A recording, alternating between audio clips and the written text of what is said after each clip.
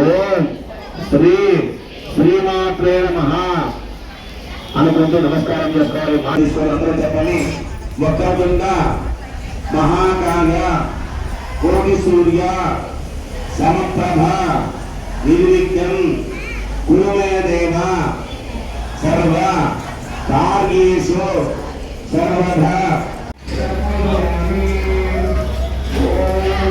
అసలు మన అమ్మవారి చరిత్ర తెలుసుకోవాలి కదా.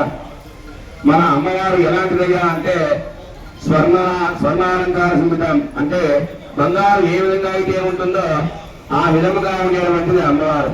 మనకి ఇక్కడ పేరు కూడా ఉంది, స్వర్ణాల చెరువు అంటారు. అంటే స్వర్ణము అంటే బంగారం లాంటి చెరువు. మనకి మన నెల్లూరులో దొరకడం అనేటువంటిది బంగారం అంటే సహజంగా ఎవరికి ఇష్టపడతారా? వద్దంటారా? అందరూ ఇష్టపడుతూ ఉంటారు. అలాంటిది స్వర్ణాల చెరువు దగ్గర నవనాగుడు అంటే 9 మంది నందీశ్వరులు ఉంటారంట. మధ్యలో ఒక శివుడు మాత్రమే ఉంటారు.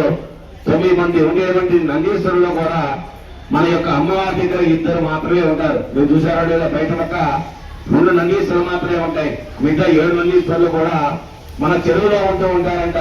ఎందుకు ఉంటుంటారయ్యా అంటే రోజు కూడా శివుణ్ణి దర్శించుకోవడం కోసం అమ్మవారు నందీశ్వరుడి మీద వెళ్ళి శివుని దర్శనం చేసుకొస్తుందంట. ఎందుకు అలా చెప్తూ ఉన్నామయ్యా అంటే నేను చెప్పేటువంటిది కాదు, ఇక్కడ పురాణంగా శాస్త్రోక్తంగా ఇక్కడ ఉండేటువంటి శిలా శాస్త్రం, ఈ శాస్త్రం మీద ఉండేటువంటి దాన్ని చేస్తూ ఉన్నాం. అమ్మవారు ఎలాంటి అమ్మవారిగా అంటే దశ మహావిద్యలు అంటారు. 10 విద్యలుగా నేర్చుకునేటువంటి విద్యలో 5వ అవతారమే ఈ యొక్క ఆ యొక్క స్వర్ణావతారంగా ఉండేటువంటి ఇరుకాల పరమేశ్వరి అమ్మవారు. ఈమె మనందరికీ కూడా త్రిపుర సుందరి, మహాకాళి, మహాలక్ష్మి, మహాసరస్వతిగా ఉండేటువంటి త్రిపుర సుందరిగా ఉండేటువంటి ఈ యొక్క అమ్మవారు.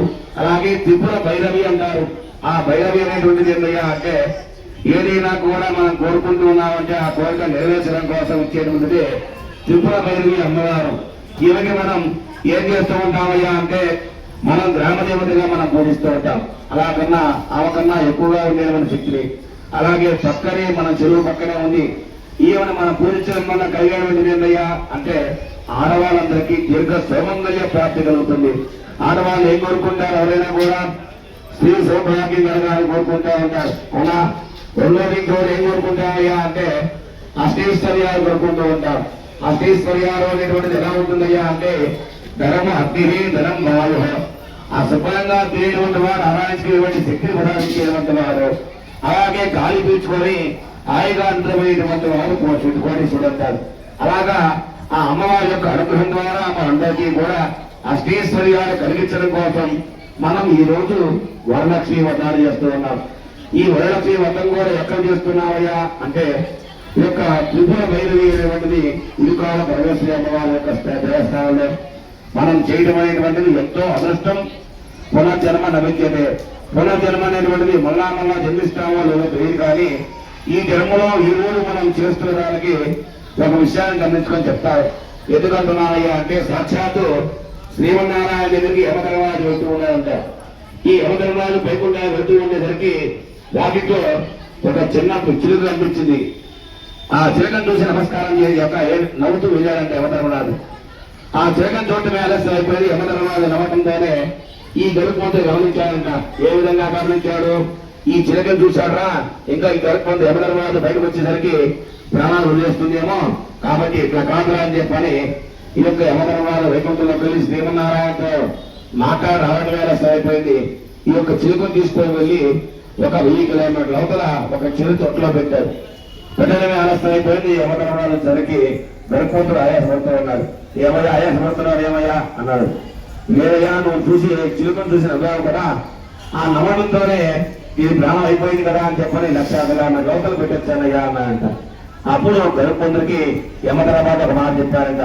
ఏమయ్యా, నేను చిలక పెట్టినటువంటిది 10,000 కిలోమీటర్ల అవతల చిరు తొట్టులో ప్రాణం చచ్చిపోయేటువంటి స్వభావం ఉంది. ఇది ఎదుర్కొంటా పోయినా కూడా అన్ని రోజులు పోలే కదా, ఇక 10 నిమిషాలు ఉంది అని అనుకోని నవ్వా నేను. కానీ నువ్వు తీసుకెళ్ళి వెళ్ళి ఆ చిరు తొట్టులో ప్రాణాన్ని పోగొట్టావు. పిల్లి చేతిలో సాగు అనేటువంటిది ఉంది. కాబట్టి ఇప్పుడు పరిసరి చూడు కావాలంటే పిల్లి చేతిలో చచ్చిపోయిందని జరగా అని చెప్పన్నాడు. ఎందుకంటున్నావయ్యా అంటే ఈ రోజుల్లో మనం అనేటువంటిది ఏ క్షణం ఎలా జరుగుతుందో ఎవ్వరూ ఏమి చెప్పలేదు. ఆ తల్లి అనుగ్రహం అనేటువంటిది ఉన్నది. మన సంస్థ అంతా మనం కూర్చొని చేస్తున్నామంటేనే పూర్వ జన్మ అనేటువంటిది ఉంది కాబట్టి ఈ రోజు మనం ఇక్కడ కూర్చొని మన గ్రామంలో అలాగే మన యొక్క విభిన్నమైనటువంటి పులికాల పరమేశ్వర అమ్మవారి దేవస్థానంలో ఇప్పుడు మనం కూర్చొని వ్రతం చేస్తూ ఉన్నాం. ఈ వ్రతాన్ని చేయడం అనేటువంటిది ఎంతో అదృష్టంగా భావించుకోవాలి. మనం అందరం కూడా కూర్చొని చేసుకుందాం అనుకున్నా కూడా మనకు మాత్రమే అదృష్టం ఎందుకు కలిగింది. బయట వారు పోతున్నటువంటి వాడు ఎందుకు లోపల రాబోతున్నాడయ్యా అంటే వాడికి అదృష్టం లేదు, మనకి మాత్రమే అదృష్టం దక్కింది. కాబట్టి మనం మాత్రమే కూర్చొని వ్రతం చేస్తూ ఉన్నాం. కాబట్టి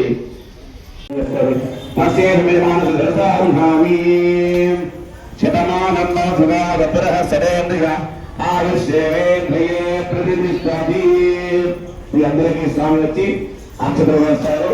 అందరూ నమస్కారం చేసుకోండి. తర్వాత మీ అందరికీ కూడా గ్లాసు అలాగే ఒక స్పూన్ ఇస్తారు. దాంతో అమ్మవారి కేశానికి ఆవాహన అర్చన అనేటువంటి కార్యక్రమం జరుగుతుంది.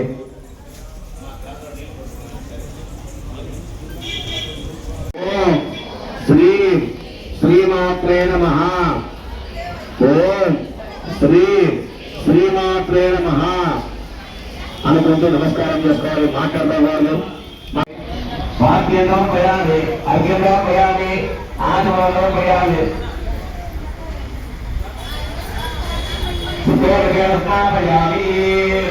అలాగే అక్షరం కూడా కలిపి నేను చెప్తూ ఉంటాను, అందరూ పలకండి. ఓం చెంచలాయ నమః. పాదం